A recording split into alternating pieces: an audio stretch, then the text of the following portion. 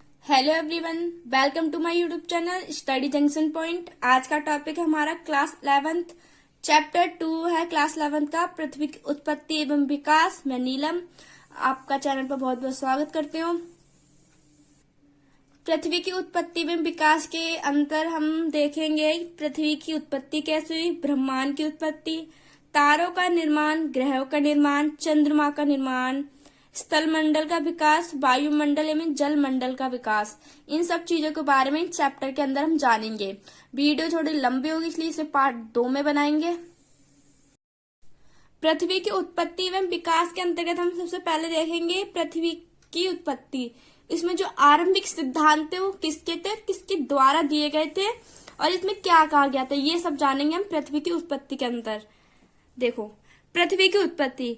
पृथ्वी की उत्पत्ति के संबंध में विभिन्न दार्शनिकों व वैज्ञानिकों ने अनेक परिकल्पनाएं प्रस्तुत की हैं कि पृथ्वी की उत्पत्ति के संबंध में जो दार्शनिक हैं और जो वैज्ञानिक हैं उन्होंने अपनी अपनी परिकल्पनाएं प्रस्तुत की हैं। इनमें से एक प्रारंभिक एवं लोकप्रिय मत जर्मन दार्शनिक इमैनुअल कांट का है कि जो सबसे पहले पृथ्वी की उत्पत्ति में जो सबसे पहले सिद्धांत आया वो इमैनुअल कांट का आया। 1796 ई में गणितज्ञ लाप्लेस ने इसका संशोधन प्रस्तुत किया जो निहार का परिकल्पना के नाम से जाना जाता है। जो इमैनुअल कांट ने अपना जो परिकल्पनाएं प्रस्तुत की थी, अपने जो सिद्धांत प्रस्तुत किया था, उसमें जो संशोधन किया था वो लाप्लेस ने किया था। लाप्लेस ने संशोधन करके इसका नाम जो दिया था वो निहार का परिकल्पना के नाम से दिया था। याद रखेंगे, निहार का परिकल्पना। आपसे एक नंबर में पूछ सकते हैं कि सबसे पहले पृथ्वी की उत्पत्ति में जो सबसे पहला सिद्धांत था वो किसने दिया था, आप बोलेंगे इमैनुअल कांट ने। और इसमें जो संशोधन किया था वो किसने किया था, लाप्लेस ने किया था 1796 ई में। ठीक है, और परिकल्पना इसका नाम था। इस परिकल्पना के अनुसार ग्रहों का निर्माण धीमी गति से घूमते हुए पदार्थ के बादल से हुआ है जो कि सूर्य के युवा अवस्था से संबंधित थे। इसमें कहा गया है, इस जो परिकल्पना प्रस्तुत की गई थी लाप्लेस के द्वारा, उन्होंने कहा था कि जो ग्रह उनका निर्माण कैसे हुआ है कि कोई धीमे गति से घूमता, कोई बादल से पदार्थ निकला, वो धीमे गति से घूम रहा है और जब ये घूम रहा था तो सूर्य की जो थी युवावस्था थी। ठीक है, बाद में 1900 ई में चैम्बरलेन और मोल्टन ने कहा कि ब्रह्मांड में एक अन्य भ्रमशील तारा सूर्य के नजदीक से गुजरा। इसी के बाद जो अगला जो सिद्धांत आया पृथ्वी की उत्पत्ति एवं विकास में, उसमें तीसरा सिद्धांत आया चैम्बरलेन और मोल्टन का, जो 1900 में दिया गया था। इनके अनुसार कि ब्रह्मांड में एक अन्य भ्रमशील तारा सूर्य के नजदीक से गुजरा। इसके परिणाम स्वरूप सूर्य के गुरुत्वाकर्षण से सूर्य सतह से सिगार के आकार का कुछ पदार्थ निकलकर अलग हो गया। ये तारा सूर्य से दूर चला गया तो सूर्य सतह से बाहर निकला हुआ ये पदार्थ सूर्य के चारों तरफ घूमने लगा और धीरे धीरे संघनित होकर ग्रह के निर्माण में परिवर्तित हो गया। देखो, इस सिद्धांत में देखो क्या कहा गया। मानो ये सूर्य है, ठीक है, एक इसके पास एक भ्रमशील तारा, ये मान लो कोई भ्रमशील तारा है ना, इसका कोई नाम नहीं है, सिगार भ्रमशील तारा है। इसमें क्या है, गुरुत्वाकर्षण बल है। जो गुरुत्वाकर्षण बल होने के कारण सूर्य की सतह जो थी इससे कुछ पदार्थ निकला सिगार के आकार में। ये पदार्थ जो था गुरुत्वाकर्षण बल मतलब सूर्य में भ्रमशील तारा था उसमें परिवर्तित होकर, मतलब परिवर्तित नहीं उसके साथ होकर सूर्य के चारों ओर ऐसे करके चक्कर लगाने लगा। ये भ्रमशील जो तारा था वो सूर्य की ओर चक्कर लगाने लगा और सूर्य से कुछ पदार्थ बाहर निकलने लगा। बाद में ये तारा था जिसमें गुरुत्वाकर्षण बल था, ये तारा क्या था, सूर्य से दूर चला गया और इसके अंदर से जो पदार्थ निकला था वो सूर्य के चारों ओर घूम रहा है। मैंने कहा ना, सूर्य के चारों ओर घूम रहा था। देखो क्या मतलब है, सूर्य कोई भ्रमशील तारा है है ना। और इसके अंदर क्या है, गुरुत्वाकर्षण बल है। याद रखिए इसके अंदर क्या है, गुरुत्वाकर्षण बल। इसने सूर्य की सतह से कुछ पदार्थ अपनी ओर खींचा। बाद में ये सूर्य जो बाद में तारा था वो सूर्य से अलग हो गया, और जो पदार्थ था वो सूर्य के चारों ओर चक्कर लगाने लगा। ये चक्कर लगाते लगाते बहुत ज्यादा हो गया और ये संघनित हो गया। संघनित होकर ग्रह के रूप में परिवर्तित हो गया। समझ आया आपको? ये पृथ्वी की उत्पत्ति में तीसरा जो था सिद्धांत था। उसके अलावा भी और सिद्धांत थे। देखो, पहले सर जेम्स जीन्स और बाद में सर होरोल्ड जेफरी ने इस मत का समर्थन किया कि जो सिद्धांत दिया गया था पृथ्वी की उत्पत्ति एवं विकास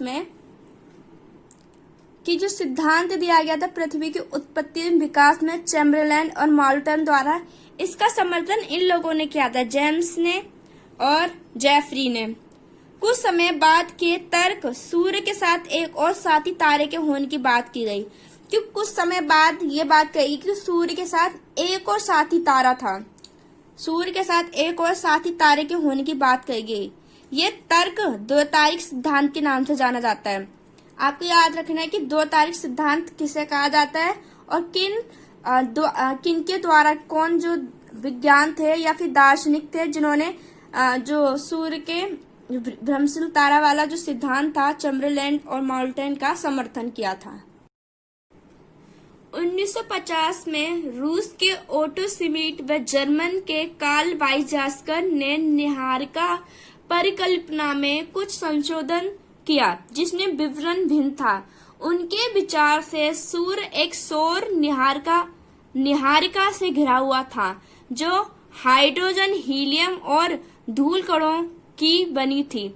उन्होंने जैसे निहारिका परिकल्पना का जो लाप्लेस ने संशोधन किया था, इसी में जो संशोधन अगला हुआ था वो जर्मन के दार्शनिक ने किया था, वाइजास्कर ने। उन्होंने कहा था कि सूर्य एक सौर निहारिका से घिरा हुआ था जिसमें हाइड्रोजन, हीलियम व धूल कणों से बना हुआ था। याद रखने कौन सी चीजों से बना था, हाइड्रोजन, हीलियम और धूल कणों का बना हुआ था सौर निहारिका। इन कणों के घर्षण व टकराने से एक चपटी तस्तरी की आकृति के बादल का निर्माण हुआ। इसमें कहा कि जो कण थे, कण के आकर्षण और टकराने से एक चपटी जो तस्तरी उसकी आकृति का बादल का निर्माण हुआ और अवृद्धि प्रक्रम द्वारा ही ग्रह का निर्माण हो गया और अचानक से ग्रह का निर्माण हो गया। इन्होंने बता दिया कि ऐसे करके क्या था, ग्रह का निर्माण हुआ। आधुनिक सिद्धांत के अंतर्गत हम पढ़ेंगे ब्रह्मांड की उत्पत्ति। पृथ्वी की उत्पत्ति के बारे में आपने जान लिया। 4 सिद्धांत आए हमारे सामने, जिसमें से इमैनुएल कांट का आया पहला, फिर दूसरा लाप्लेस का, तीसरा आया अपना चैम्बरलैन और मोल्टन का, और चौथा अपना आया था जर्मन के दार्शनिक के वाइजास्कर का। ठीक है, अब देखेंगे आधुनिक सिद्धांत क्या थे। ब्रह्मांड की उत्पत्ति। आधुनिक समय में ब्रह्मांड की उत्पत्ति संबंधित सर्वमान्य सिद्धांत बिग बैंग सिद्धांत है। आधुनिक सिद्धांत में जो सबसे ऊपर जो सिद्धांत आता है वो है बिग बैंग सिद्धांत। इससे विस्तृत ब्रह्मांड परिकल्पना भी कहा जाता है। तो याद रखेंगे ब्रह्मांड की उत्पत्ति का जो सिद्धांत है वो 2 नामों से जाना जाता है, जिसमें बिग बैंग सिद्धांत और दूसरा है विस्तृत ब्रह्मांड परिकल्पना। ठीक है, 1920 में एडविन हब्बल ने परिणाम दिए कि ब्रह्मांड का विस्तार हो रहा है। याद रखेंगे जो 2 सिद्धांत हमने पढ़े, मतलब एक ही नाम से जो 2 सिद्धांत पढ़े वो एडविन हब्बल ने दिया था ब्रह्मांड की उत्पत्ति में, कि ब्रह्मांड का विस्तार हो रहा है। उन्होंने कहा कि ब्रह्मांड का विस्तार क्या है, हो रहा है। समय बीतने के साथ आकाश गंगाएं एक दूसरे से क्या है, दूर जा रही हैं। कैसे? एक बलून, आपकी बुक में एक एग्जाम दिया बलून का। जब बलून नॉर्मल जो होता है उसमें कोई हवा नहीं होती, तो आप कोई एक मतलब घर पे एक्सपेरिमेंट करके देख सकते हैं। उसमें ना कुछ चीजें डालना, मतलब चीजें नहीं, ऊपर निशान लगा लेना आप लोग, है ना। जब उसमें आप प्रेशर डालेंगे, मान लो ये आपकी आकाश गंगा है, अब इसमें आपको हवा भरेंगे बलून के अंदर, तो ये चीज क्या है, एक दूसरे से क्या है, दूर जाएंगी। तो इस तरह से इन्होंने अपना एक सिद्धांत दिया कि जो आकाश गंगाएं वो एक दूसरे से क्या है, दूर जा रही हैं। ये तो आपकी बुक वाला एग्जाम्पल बता दिया। अब जो सिद्धांत दिया है उसमें कौन सी अवस्था, बिग बैंग सिद्धांत के अनुसार ब्रह्मांड का विस्तार निम्न अवस्था में हुआ है। कि बिग बैंग जो सिद्धांत है उसके अनुसार जो ब्रह्मांड है उसका विस्तार कई अवस्था में हुआ है, जिसमें सबसे पहली अवस्था देखो ये है, आरंभ में वह सभी पदार्थ जिनसे ब्रह्मांड बना है अति छोटे एकाकी परमाणु के रूप में थे एवं एक ही स्थान पर स्थित थे, जिनका आयतन काफी सूक्ष्म और तापमान काफी अधिक था। इन्होंने कहा है कि जो शुरू की आरंभ में जो आपका ब्रह्मांड है उसका जो विस्तार हुआ है वो कैसे हुआ है कि शुरू में ब्रह्मांड जिनसे बना है, जिन परमाणु से बना हुआ है, जिन पदार्थों से बना हुआ है वो बहुत छोटे एकाकी परमाणु के रूप में थे और एक ही स्थान पे थे, जिनका आयतन काफी सूक्ष्म मतलब कम था और तापमान क्या था, बहुत ज्यादा था। कि कोई मतलब पदार्थ है, जैसे ब्रह्मांड की उत्पत्ति में हम पढ़ रहे हैं, तो वो एक ही जगह था और इसका आयतन भी बहुत कम था और तापमान क्या था, बहुत ज्यादा था। दूसरी अवस्था है बिग बैंग की प्रक्रिया में इस अति छोटे गोलक में भीषण विस्फोटक हुआ। कि इस जो छोटा गोला था उसमें क्या था, अचानक से एक विस्फोट हुआ। इस विस्फोट से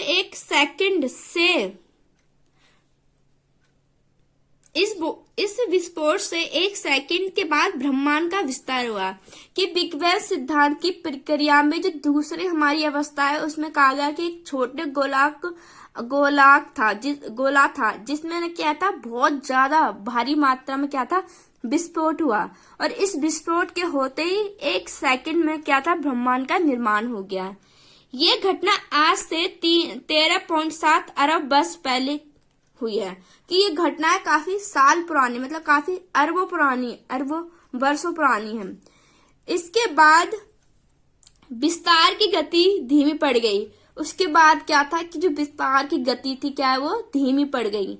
बिग बैंग होने के आरंभिक 3 मिनट के अंतर्गत ही पहले परमाणु का निर्माण हुआ।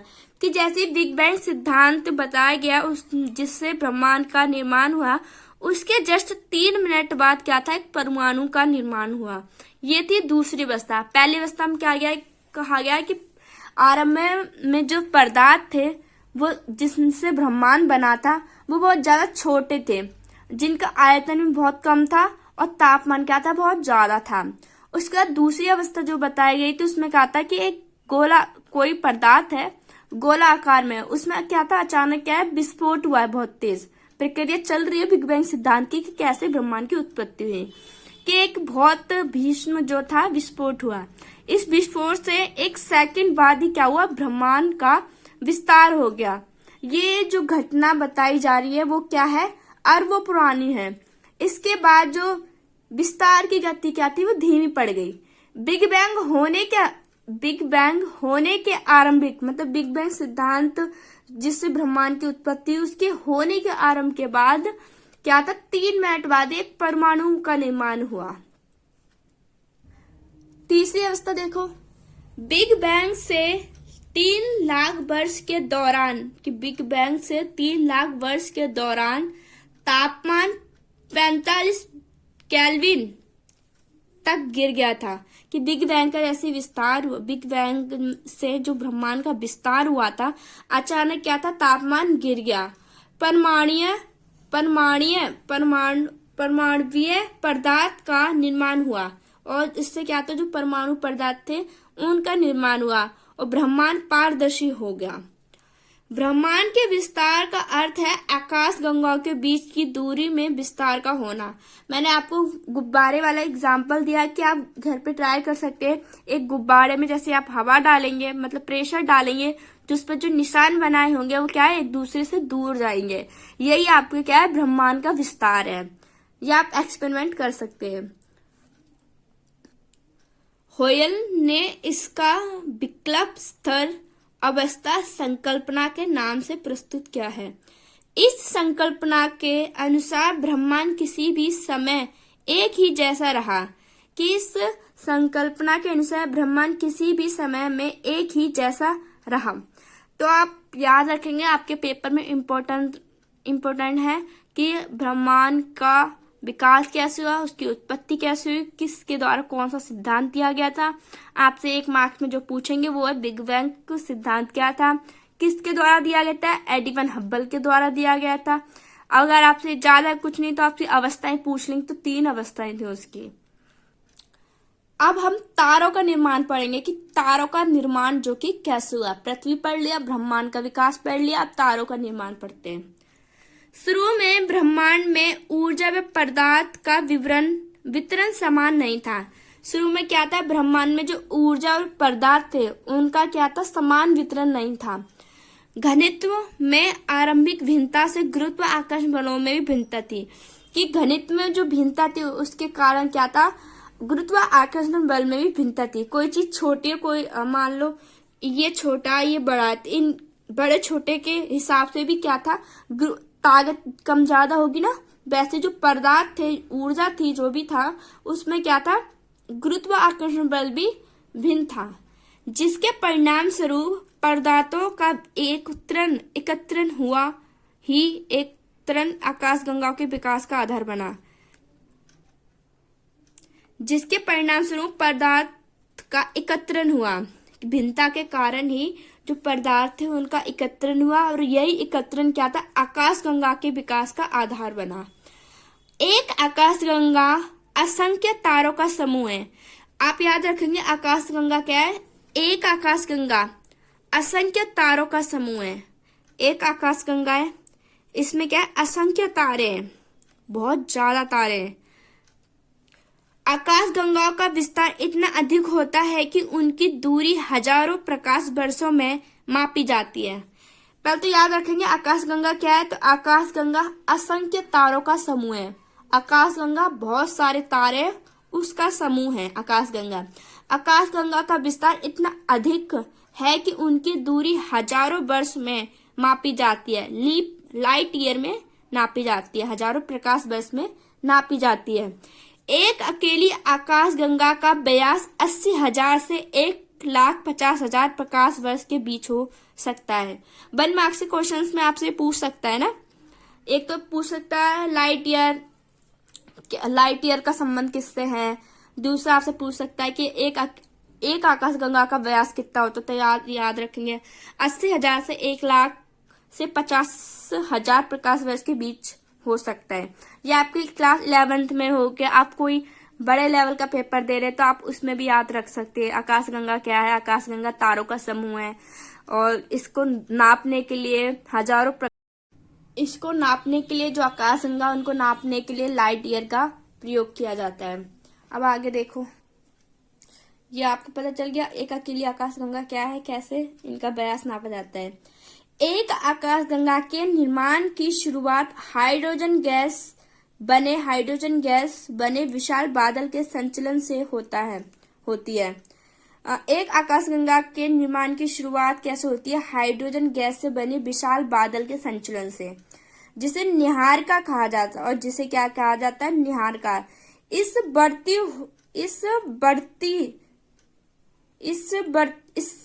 बढ़ती हुई निहारिका में गैस के झुंड विकसित हुए। इस बढ़ती हुई निहारिका में गैस के झुंड विकसित हुए। ये झुंड बढ़ते बढ़ते घने गैसीय पिंड बने, जिनसे तारों का निर्माण हुआ। तारों का निर्माण कैसे हुआ, आकाशगंगा से हुआ, साफ सीधी बात है। और किस तरीके से हुआ, आकाशगंगा में जो गैस थी, गैस से बादल का संचलन हुआ, और जिसे हम निहारिका कहते हैं। और इस बढ़ती हुई निहारिका में क्या था, गैस के झुंड विकसित हुए, और ये झुंड धीरे धीरे घने होते गए और गैसीय पिंड बने। गैसीय पिंड बनने से क्या था, ये तारों का निर्माण हुआ। तो तारों का निर्माण बहुत इजी है, इससे ज्यादा कुछ पूछा नहीं जा सकता। 1 मार्क से क्वेश्चन में पूछा जा सकता है कि आकाशगंगा क्या थी, आकाशगंगा का व्यास जिसमें नापा जाता है, और बस यही पूछा जाता है। और डायरेक्ट आपसे पूछे तारों का निर्माण कैसे होता है, तो हाइड्रोजन गैस थी जिससे बादल का संचलन होता है, और ये धीरे धीरे करके गैसीय पिंड में बने, और जिससे क्या हुआ, तारों का निर्माण हुआ। तारों का निर्माण कैसे हुआ? ऐसा विश्वास किया जाता है कि तारों का निर्माण लगभग 5 से 6 अरब पहले हुआ है, वर्षों अरब पहले हुआ है। अब देखो ग्रहों का निर्माण कैसे हुआ, इनकी अवस्थाओं के बारे में पढ़ेंगे। तारे निहारिका के अंदर गैस के गुंथित झुंड हैं। तारे क्या है? निहारिका के अंदर गैस के गुंथित झुंड हैं। इन गुंथित झुंडों में गुरुत्वाकर्षण बल से गैसीय बादल में क्रोड का निर्माण हुआ। कि जो गुंथित झुंड है उसमें गुरुत्वाकर्षण बल है, उससे गैसीय बादल में क्रोड का निर्माण हुआ और इस गैसीय क्रोड के चारों तरफ गैस व धूल कणों की घूमती हुई तस्करी विकसित हुई। याद रखेंगे। देखो निहारिका है, निहारिका के अंदर तारे हैं, निहारिका के अंदर तारे और उसके अंदर क्या है? गैस के गुंथित झुंड है, गैस के क्या है? झुंड है। गुरुत्वाकर्षण बल के कारण क्रोड का निर्माण हुआ और इस गैसीय क्रोड के चारों तरफ क्या था? घूमती हुई तस्करी बनी, तस्तरी का विकास हुआ। अगली अवस्था में गैसीय बादल का संघनन आरंभ हुआ। जब फिर अगली अवस्था आई थी ग्रहों के निर्माण में, उसमें क्या था? बादलों का संघनन होना शुरू हो गया और क्रोड को ढकने वाला पदार्थ छोटे गोले के रूप में विकसित हुआ। और फिर क्रोड आपने पृथ्वी के जो चैप्टर पढ़ेंगे उसके अंदर जानेंगे क्या था, है ना। क्रोड था, क्रोड को ढकने वाले पदार्थ का क्या विकास होने लगा। ये छोटे गोले संसर्जन प्रक्रिया द्वारा ग्रहणुओं में विकसित हुए और संगठन की क्रिया द्वारा बड़े पिंड बनने शुरू हो गए। संगठन की जो प्रक्रिया है उस द्वारा क्या था? पिंड क्या है? बनने शुरू हो गए और गुरुत्वाकर्षण बल से परिणाम स्वरूप ये आपस में जुड़ गए। और क्या था? गुरुत्वाकर्षण बल होने के कारण क्या था? ये आपस में जुड़ गए। जो पिंड थे, छोटे पिंडों की अधिक संख्या ही ग्रहणु है।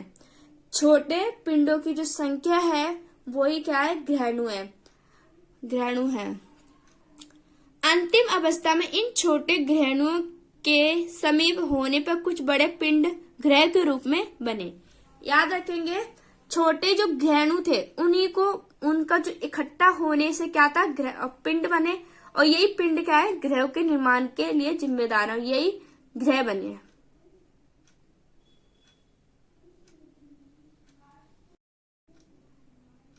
पृथ्वी की उत्पत्ति एवं विकास से जुड़ा हुआ ये पार्ट 1 था। आपको वीडियो अच्छी लगी हो तो चैनल को सब्सक्राइब करें, लाइक करें, कमेंट करो, वीडियो को क्या है ज्यादा से ज्यादा शेयर करें ताकि जो आने वाली वीडियो वो जल्द से जल्द आप लोगों के सामने आ सके। और आपको अगर नोट्स चाहिए तो आप हमें बता सकते हैं कमेंट बॉक्स में, तो आपके लिए हम नोट्स भी अवेलेबल करा देंगे।